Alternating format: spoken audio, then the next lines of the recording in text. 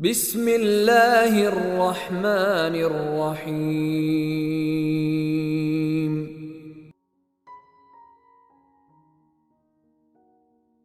Kita akan jawab pertanyaan pertama, Ibu Purwi Astuti. Assalamualaikum Ustaz. Waalaikumsalam. Bagaimana sikap kita terhadap orang tua yang masih non-muslim, yang selalu saja bersikap tidak baik ke kita? Ibu Purwi Astuti, Ibu tetap datang ke rumahnya, ke rumah ayah dan ibu yang non-muslim itu. Datang ke rumahnya, sanggup sebulan 2 kali, datang sebulan 2 kali. Papa, mama, saya belum bisa datang setiap seminggu sekali, karena setiap hari Ahad saya dengan anak dan suami di rumah. Tapi untuk hari Ahad kedua dan Ahad keempat, keempat jangan, tak ada duit, nanti bawah payah beli buah. Papa, mama, Ahad pertama, Ahad ketiga kami datang. Ahad pertama datang ke situ karena duit masih ada, gaji. Ahad ketiga, Ahad keempat sudah tak ada duit. Papa, mama, kami tetap datang Ahad pertama dengan Ahad ketiga. Datang. Belikan buah, belikan makanan, belikan yang sesuai kemampuan. Sampai di rumah itu, selamat pagi, selamat sore, selamat siang, cium tangannya, peluk dia, dengarkan ceritanya. Dicaci makinya engkau, Ibu Purwi Astuti, dasar kau binatang, monyet kau, diam aja. Jurusnya diam aja. Tahan-tahankanlah. Anggap aja dengar radio rusak. Dah habis selesai agak 1 jam, permisi. Terima kasih mama, ada tambahan. Nah, anak kurang ajar, pergi pulang. Tetap salami dia. Nanti hari Ahad ketiga datang lagi. Jangan bosan. Malam-malam menangislah. Jangan di depan dia menangis, karena dia makhluk, dia manusia. Menangislah di hadapan Allah. Tahajud tengah malam, menangis di hadapan Allah.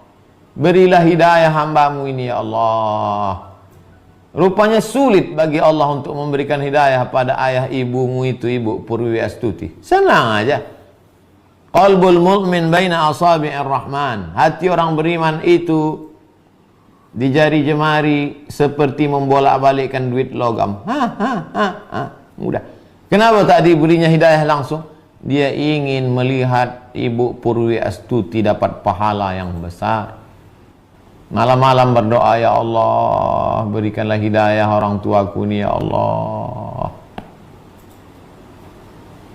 Sampai 2. Ibu Purwi Astuti mati duluan atau mereka mati duluan. Tak ada kemungkinan yang ketiga. Hanya ada 2 kemungkinan. Pakailah jurus saya itu.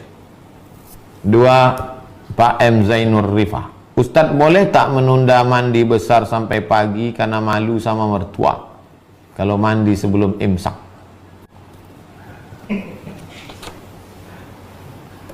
Imsaknya sekarang jam piro? Imsak saiki jam piro?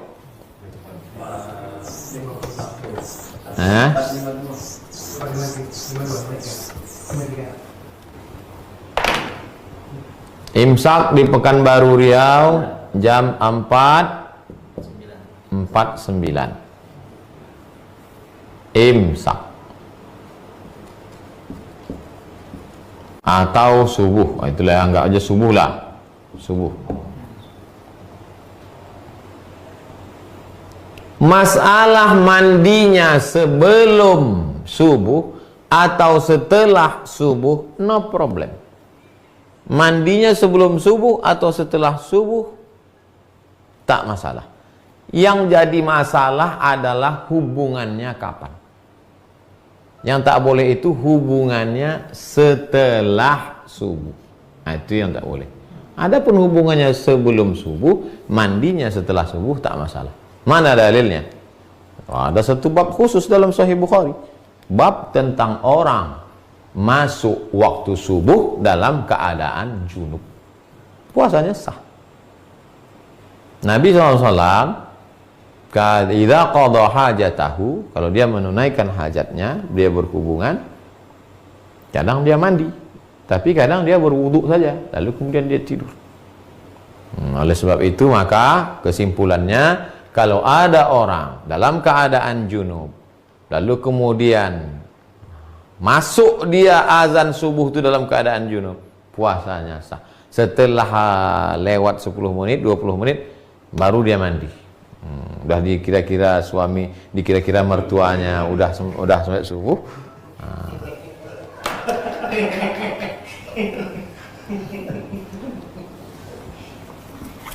Begitu Pak Zainur Rifah. Ustadz, apa hukum mencicipi masakan di ujung lidah ketika puasa tapi tidak sampai ditelan? Yang membolehkan mencicipi masakan itu mazhab Hambali, karena rasa itu di ujung lidah. Ada di sini sensor perasa di ujung. Nah, asin, asam, pahit di ujung. Nah, asal terasa. Habis itu ludah. Tuh. Karena yang dimaksud membatalkan puasa itu adalah idkhalu syai' ilal jawf. Idkhalu syai' ilal jawf, memasukkan sesuatu ke dalam rongga. Yang dimaksud dengan rongga itu apa? Yang dimaksud rongga itu adalah ma'idah, lambung, wal am'a, usus, lambung. Mencicipi itu di ujung sedikit. Nah, itu pendapat mengatakan tak batal. Tapi saya pribadi tidak mengamalkan. Saya kalau masak bulan puasa, saya agak-agak aja dengan garam. Nah, dah. Tak pernah saya cicipi. Seumur umur saya tak pernah mencicipi bulan puasa. Tak pernah cicip. Tapi perlu saya ceritakan, mana tahu nanti ada dengar ceramah. Ada ustadz yang boleh kan? Nah, itu dia pakai satu qaul, satu pendapat dalam mazhab Hambali. Alasannya apa? Ya itu alasannya. Tapi saya kalau dalam masalah fikih, saya termasuk yang ketat. Maka saya tidak. Tapi ada ustadz kami mengatakan mencicipi aja pun batal Pak Ustadz. Mungkin 2 kilo pula dicicip. Dari pagi sampai sore mencicip aja.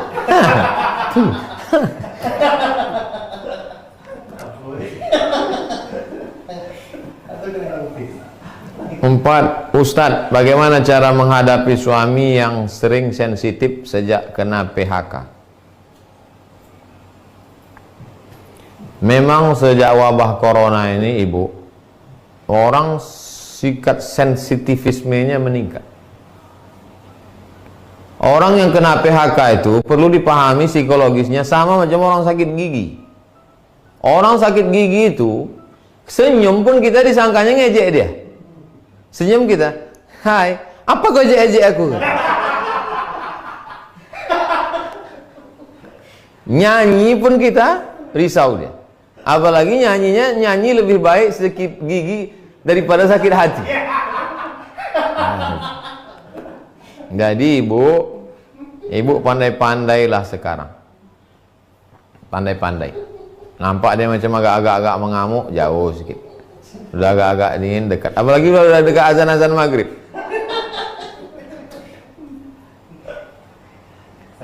Nanti azan zuhur pun dia mengamuk juga. Saya yakin tidak ibu aja yang merasakan nih, se-Indonesia, Bu. Berapa karyawan kita yang sudah di PHK? Hotel-hotel tutup, pabrik-pabrik tutup. Oleh sebab itu memang luar biasa sensitif. Dan orang yang emosi ini adalah siapa yang paling lemah di situ, itu yang dihamuknya. Dia mau ngamuk ke direktur, tak berani. Mau ngamuk ke security, tak berani. Mau ngamuk ke polisi, tak berani. Ngamuk ke DPR, tak berani. Siapa yang paling lemah di situ? Ibu lah dia mau ya. Memang nasib ibu lah, kasihan. Itulah maka sorga itu diletakkan di bawah tapak kaki ibu. Sabar-sabarlah ibu menghadapi. Sabar-sabar bu. Kalau sabar ibu menghadapi dia ini, insya Allah tenggelam dia di Laut Merah bu. Macam Asiyah menghadapi Fir'aun. Tidak hanya ibu yang menghadapi itu, seluruh Indonesia. Banyak-banyak bersabar, banyak-banyak berzikir. Terakhir Ibu Desi, Ustadz bagaimana cara membebaskan diri dari perbudakan pekerjaan? Banyak sekarang orang diperbudak pekerjaan. Apa batasannya? Nih, jangan nanti besok semuanya, ini kan sekarang kerja di rumah nih. Tiba-tiba ditelepon sama atasan. Assalamualaikum. Waalaikumsalam. Gimana laporan kerjaan selama di rumah? Jangan sampai kita diperbudak pekerjaan.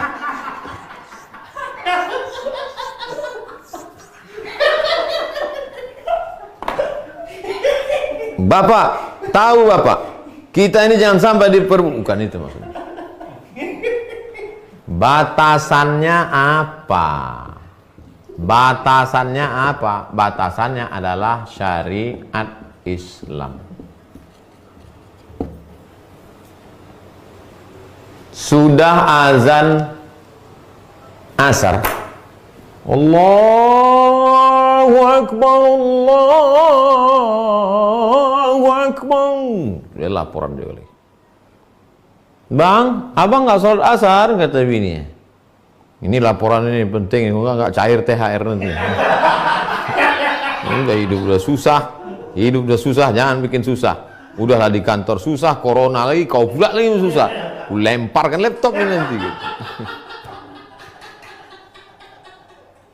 Jam jalan juga, dia terus juga.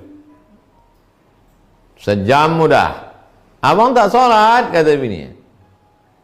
Itulah gunanya waktu sholat itu dibuat Allah panjang. Udahlah mau azan-azan maghrib, abau. Itulah orang diperbudak jabatan itu. Itulah orang diperbudak kerja itu. Jadi batasannya dalam Islam ini ada. Batasannya bukan rasa-rasa. Batasannya itu sunnah Quran, sunnah Rasulullah SAW. Jadi kalau bapak masih rajin kerja, saya Pak Ustadz suami saya itu rajin betul kerja, itu nampaknya diperbudak kantor dia itu. Enggak, karena dia masih tidak meninggalkan syariat. Itulah kaji kita malam ini. Besok kita akan masuk stasiun yang ke-32, namanya stasiun zikir. Rupanya kita baru bisa berzikir setelah lepas. Hanya orang merdeka saja yang bisa berzikir. Hanya orang merdeka saja yang bisa berzikir. Orang yang masih diperbudak pasar, maka mulutnya berzikir, hatinya di pasar. La ilaha illallah cabai, la ilaha illallah bawang, la ilaha illallah tomat. Orang yang masih diperbudak kantor, maka zikirnya zikir kantor. La ilaha illallah SPPD, la ilaha illallah gaji 13, la ilaha. Jadi yang bisa berzikir itu orang yang sudah hurriyah. Ini nyusunnya ini bukan tanggung-tanggung nyusun. Lepas dari segala keterikatan, baru masuk bab zikir.